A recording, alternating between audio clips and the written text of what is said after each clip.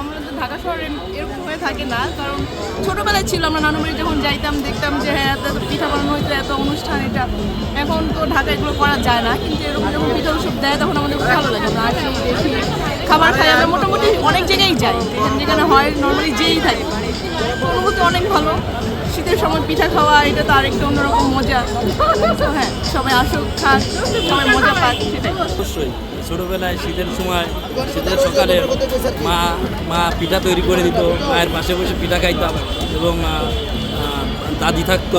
এগুলো অনেক পুরাতন স্মৃতি মনে পড়ছে। এটা আসলে বাঙালির ঐতিহ্য, এটা ধরে রাখা আমাদের প্রয়োজন আমি মনে করি। ইনশাল্লাহ আর কি চেষ্টা করি আসার জন্য, যেহেতু সচরাচর পিঠা উৎসব পাওয়া যায় না বিভিন্ন জায়গায়, অ্যাটেন্ড করার চেয়ে বড় হয়েছে তো ওইভাবে উৎসবগুলো পিঠা উৎসবগুলোতেই পিঠা খাইতে পারি, বাসা তো ওইভাবে মিস করা হয় না। খুবই ভালো লাগছে এখানে এসে। আমরা পুরো পরিবারকে, বাবা মা, আমার ছোট ভাই নাফসানকে নিয়ে এসেছি। এখানে ভালো লাগছে। এখানে আছে অনেক সুন্দর সুন্দর দোকান, এখানে কেক পিঠা এগুলো বেচা হচ্ছে। তো এখানে এসে আমার খুবই পাটিসাপের পিঠা, ভাপর পিঠা, এগুলোই। গরম চিকেন পুলিশ আমাদের নিয়ে আসছে পিঠা উৎসবে, খুবই ভালো লাগতেছে। প্রত্যেক বছরই আসলে এরকম একটা উৎসব হওয়া উচিত শীতের দিনে, বিশেষ করে শীতের দিনে পিঠা পুলি না হলে আসলে ওভাবে জমে ওঠে না। রেস্টুরেন্টে ঘুরলাম, অনেক ধরনের পিঠা আছে এখানে, খেয়েও ভালো লাগতেছে, ট্রাই করতেছি বিভিন্ন ধরনের পিঠা, খুবই ভালো লাগতেছে, খুবই ভালো একটা অনুভূতি। আর এই উৎসবের যারা আয়োজন করছে তাদেরকে আমি ধন্যবাদ জানাতে চাই।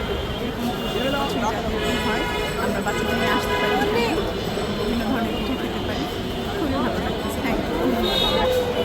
আমাদের ছোটোবেলা থেকেই আমরা দেখে আসছি যে শীতের সিজনে বিশেষ করে বিভিন্ন ধরনের দেশীয় পিঠা আমরা খেতাম ছোটোবেলায়।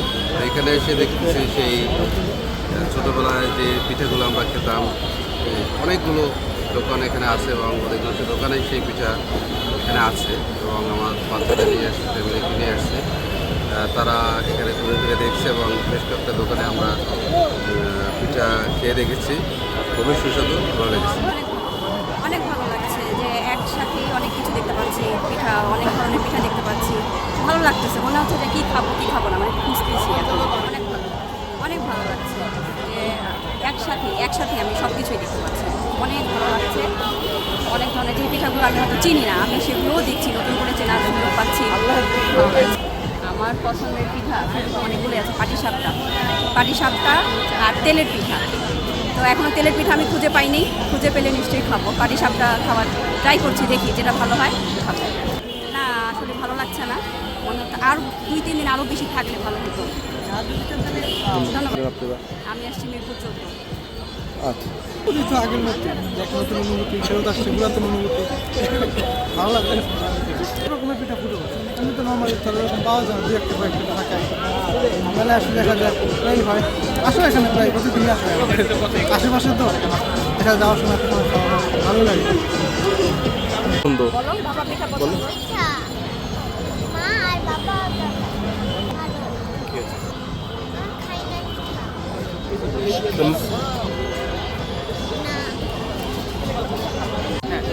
এই ঢাকা ইউনিভার্সিটিতে আজকে পিঠা উৎসব, আমরা এই পিঠা উৎসব দেখেই মনে পড়ে গেল সেই শৈশবের কথা, যে শৈশব মেলায় আমরা গ্রামগঞ্জে ঘোরাদৌড় বিভিন্ন মেলা হতো, সেই মেলায় দেখেছি অনেক রকম পিঠা উৎসব হয়েছে।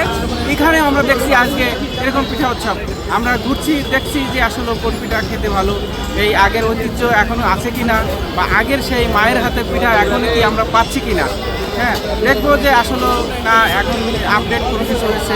হ্যাঁ, তারপরে বিভিন্ন রকমের পিঠা এখানে আছে, তারপরে পাটিসাপটা, চিতই, তারপরে আপনার পিঠা। আমাদের আসলে আঞ্চলিক ভাষায় অনেক পিঠা অনেক রকমের নাম আছে, শহরে এসে বিভিন্ন রকমের নাম পরিবর্তন হয়েছে। এখনও আমার মনে হয় যে গ্রামে সেই পিঠার প্রচলন আছে শীতের মৌসুমে, আর বিশেষ করে শহরায়নে আজ এই যে পিঠার যেই আমাদের যে ঐতিহ্য, এটা একেবারে হারিয়ে যেতে বসেছে। তো ঢাকা বিশ্ববিদ্যালয়ে আজকে যে পিঠার উৎসবের আয়োজনে আমিও এসেছি, আমার বন্ধুরা এসেছে, যে আমার স্টুডেন্ট থেকে আমার এই বন্ধু।